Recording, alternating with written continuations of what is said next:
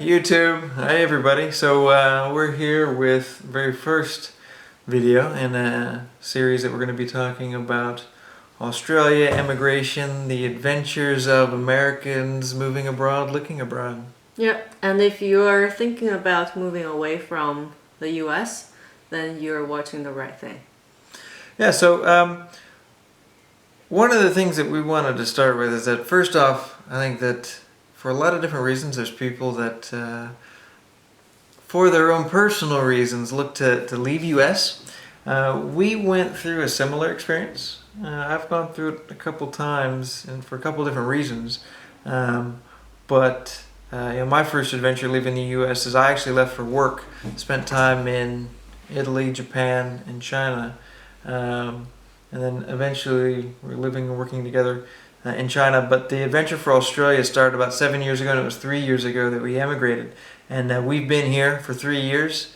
And Yeah, so we have seriously considered Japan, China, and Canada. Switzerland for briefly. But Australia, we evaluated several different countries seriously, and Australia was the final choice that we've made. And we've made the move 3 years ago to move down to Australia. So we are a family of 4. We were a family of 3 At the time. We just had a recent addition to the family in Australia. Yeah. So what we wanted to do first is that anybody thinking about living overseas, living abroad, I think the first thing that you've got to understand is, well, what are you getting into? What are the reasons that you're going? So, if you want to leave, of course, every single reason. You probably got a long reason for why you're looking to leave where you are. But you can't just run away from your problems. You've got to know what you're running to. And I think that's the first thing that we're going to try and introduce is that, understanding what you're getting into. So if you're looking at any different country, whether it's Canada, UK, Japan, China, anywhere, we're going to focus on, for us, what are some really big reasons why Australia?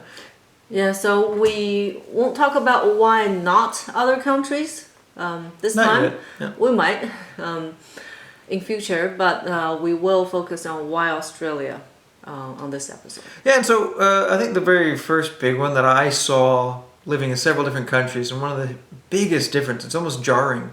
As much as America talks about being a melting pot, Australia really is one of the most accepting cultures that I've found out there. I don't care, like anywhere else in the world, lived a lot of different places, and one of the things that you even saw in the U.S. is that people might be really, really friendly, but you never felt truly inside. Yeah, they're very distant. You are never. That's my feeling as a minority. That when I lived in U.S., that I could never be truly one of the community. People are friendly. But they are distant. They don't accept you as their true friends. But I felt very, very differently after I moved to Australia. They are truly accepting. They truly see you as a friend. They communicate with you on the personal level, not just according to a script. Yeah, absolutely. And so it's a range of people. You see some incredible mixed groups of all kinds of different nations, all kinds of different people. And instead of it being special as, oh, here's John, our black friend, it's just, here's John. Yeah, you're just a person. This is a person. When maybe it's the state we lived in North Carolina, and when I was whenever I was out, I was reminded with the subtle, just here and there that I'm reminded all the time that I'm not one of them. But here, I don't think about my race or background. I think everybody here has the same feeling. Yep. You're just a person. You're not black or white or Asian or anything. You're just a person. Yep. So to kind of go through a lot of the other big checklists, right? So let's see if we can knock out a bunch of them in a hurry. Some of the other key points that were really attractive for us is that in the U.S., any kind of social program at all is almost treated like a dirty word. until you need it, right? If you get fired from your job and you need unemployment, well then, hey, that's acceptable. But everything that everybody else does is almost like a dirty word. Here, like there's social programs, but it's not treated like a sin, right? You have a new child, and then there's a child support program. If you lose your job, there's a program not just to give you unemployment, there's a program to help you find new employment. And there's not a problem with that. It's not a dirty word, and everybody treats it as a matter of pride that there is a social safety net, not just for work, but also for healthcare. And that's a really big thing here, is that in the U.S., it's a dirty word if somebody, there's somebody on Medicare that Socialist. might be, that they're taking healthcare away from people, as opposed to here, everybody's, if you're sick, you go to the hospital. Just understand everybody has situations. Everybody needs help sometimes. You can't just be alone and you think you'll be doing well all your life. You never know when you need these things. And there's an awesome social welfare system here that supports people with different situations, like new moms, single parents, people with mental health issues. Yeah. It's a fantastic thing to see. Yeah. One of the other benefits that they've also got is that they've got an excellent commitment to work-life balance, that they balance really well. How to work hard enough, but when it's time to go home, it's time to go home. And when it's time to be with your family, it's time to be with your family. And you know what? If you've got a big vacation coming up and you need to take, if you need to take 2 or 3 weeks off to go to Bali, hey, we'll see you. You're going to be gone for a month. Yeah, we'll see you. Have fun. We'll see you when you get back. It's 4 months vacation, holidays. Not 4 months.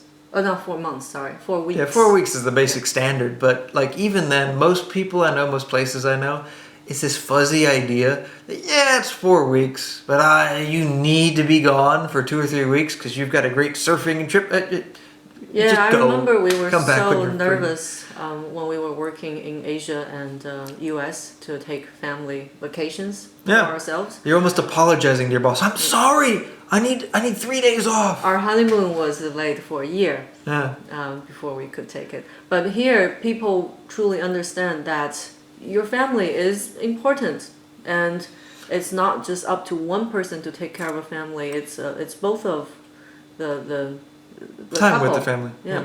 And you still sometimes have to work overtime if you're ambitious in career, but whenever your family needs you, you can be there. You don't have to miss things a lot. Yep. Yeah, so it's great. Really good attention to work-life balance and a priority to be able to support that. And one of the other things that you also find is that what might be on a lot of people's mind in the U.S. now is the political system. Forget what candidate you vote for. The problem with the U.S. is it was one of the early leaders in democracy, but they're so ingrained, this idea of the two-party system, that it almost becomes poison. And the Australian system, they're not first past the post. It's this ranked voting system that's really strong. You get a lot of viable candidates. And politics here is not the battle that you get in the U.S., where it's not this, I'm party A, you're party B, therefore I hate you and I hate everything that you stand for. People here, it's just not that big of a deal. Everybody understands that in different issues, everybody shifts. So this guy's passionate about this guy's passionate about that, and sometimes we meet, like we actually agree on this issue. And so it allows a much more viable middle ground, and that's, I think, important and healthy for people to be able to identify with each other. Yeah, I think Australians have things to say about their politicians as well. Of course. But I don't think it's nearly as messy as in the US. Yeah, it's almost comical to watch. Like you see them, and like Australians are incredibly politically active. They get really passionate about it, but in the end, from everything I've seen, that they still connect with each other and identify with each other. You get your extreme groups as well that get really passionate and one-sided, but you can still have a conversation. You can still find middle ground to meet. It's refreshing to see. Yeah. And another thing we really appreciate is the public transportation system. Although all the residents here complain about it still, but there is a way to get to places without having to drive your car, especially to the city center. There's a train system and an ancient tram system is still working. In Melbourne, yeah. Yes, we're in Melbourne, by the way. And there's also, we do appreciate the small suburbs here. So each suburb is extremely small, and you do get to know your neighbors and people who live in the suburb, and your kids go to the same school, and everybody basically just walks to school and walks to shops. And the town centers are vibrant, very vibrant. Yeah. So I think that it's when you go to the U.S., what you end up with is you end up with these big pockets of areas, and there'll be this one centralized area, whether it's for food or shops, wherever, that people go there, and then you'll drive 20 minutes home, and then you go live in your little, suburban neighborhood, and maybe you know a couple neighbors, maybe not. You definitely don't walk anywhere. You get in your car and you drive 20 minutes away to get there. Here, that's like a shocking thing. You talk with somebody and they live 20-minute drive away. Oh my gosh, when am I going to get out there? That's so far away. Yeah, yes. I get it. I just walk, the 5-minute walk to the little town center, and I know all my cafes, all my shops, and I see everybody that I see that lives and works in the same little area. Yeah. Edit. We're back again. Had a little issue to take care of with with the youngest member of the family. So we're gonna jump back in. We had just finished talking about how awesome the communities were, and you want to mention something about parks? Yeah, so one thing we appreciate very much about Australia, Melbourne at least, is there is, wherever you live in Melbourne, there is a park, at least one park you can walk to. And that's going to be your community.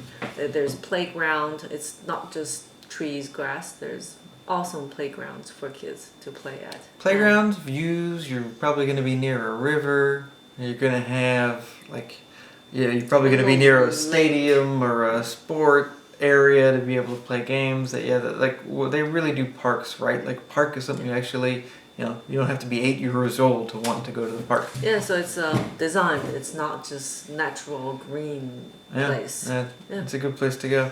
But the next thing we're going to talk to is about some of the differences that you're going to find that a lot of people expect. I grew up in the U.S., I speak English, the English speak English, Australians speak English. They're going to be the same as I am. But no, it's the culture is actually very different. We have experienced tremendous cultural shock when we just moved here, especially Stuart. I was originally from China, and we actually think there are a lot of similarities between the Chinese culture and Australian culture, which is a very personal, family, close circle based culture, which is very different than the American culture. Yeah, absolutely. I think that in some ways they've got a lot of similarities with the U.S. In other ways, some similarities with China, a lot of similarities with the U.K. as well. But a couple of the differences we're going to talk about is one of the things that's kind of hard to get used to as an American is that you talk to people, and people in the U.S. will be very cautious to ever tell you yes. That they'll be, yeah, maybe, I'll think about it, we might do it, maybe, yeah, and you know what that means. That, yeah, maybe means maybe. But if you ever get somebody that tells you yes in America, yes means yes. And okay, we got a yes, we're done.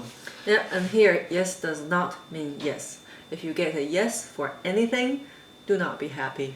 It's not a yes. It's not a yes yet. You have to continue working on it. A lot of times it's this face-saving thing, like, yeah, the yes is more an acknowledgement of what you're telling me. Hey, we've got a great business opportunity, or we can go camping together. We're going to do this thing. Yes, I'm acknowledging that what you've said sounds nice, sounds attractive, but it's not necessarily a commitment. And so when you first get into that, you're going to be disappointed. Wait, I thought we were going to be doing this business thing together. I thought we were going camping. I thought we were going out, and all of a sudden it's not on. Right. How does it change? Yes is less than maybe here. Yep. And so one of the other things to be aware of is that when you're getting into the work culture in America, you're used to the understanding that maybe you've got a fantastic degree, maybe you've got an amazing certification, maybe you've been working for a ton of years and you've got a resume that looks astounding.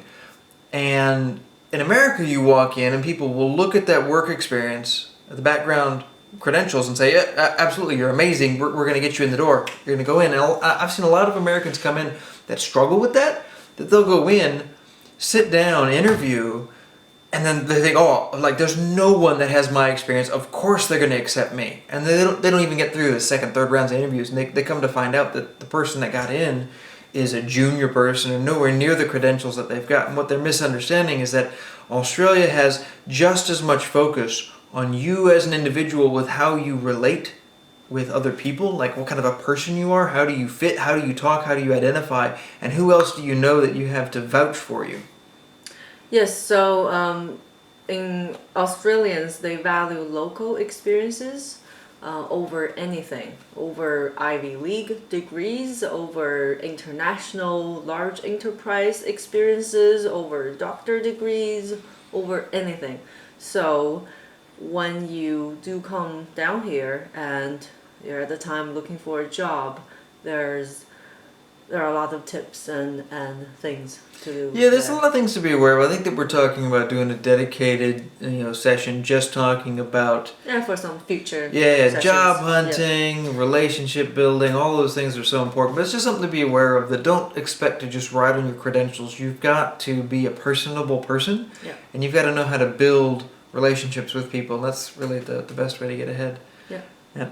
So the other thing that you have to get used to, and I think it's something that people have talked about, but until you live in it, you don't understand the difference that it makes. Yeah, everybody says Australians are so laid back, so relaxed, but unless you're here, you don't experience the frustration, especially if you're from a fast-paced work culture like in Asia and US. So our experiences basically here, so one day in US or Asia equals at least a week. Yeah. And so the things that whether it's at work, whether it's negotiating a new process in the office, whether it's getting your internet set up, whether it's finding a new house or an apartment to move into, finding a property that you want to buy, anything that you can imagine, whatever you can get done in a day probably is going to take a week here. Now, it's not going to be a week of constant work to try and get it done. It's just you're going to have a checkpoint, and then time will go by, and it'll be the next checkpoint, the next one, the next one. And just learn to be patient when you live learn to here. Be patient. Yeah. Yeah, and so it's just once you adjust to it and you accept it, that it becomes a part of life. But when you're in the U.S. or you're living in Asia, you're used to service is quick. I get it fast. I'm in a hurry, especially Americans, right? Americans, I'm in a hurry. I want it done right now. And when you live here, the feeling is, why do you want to be stressed about it?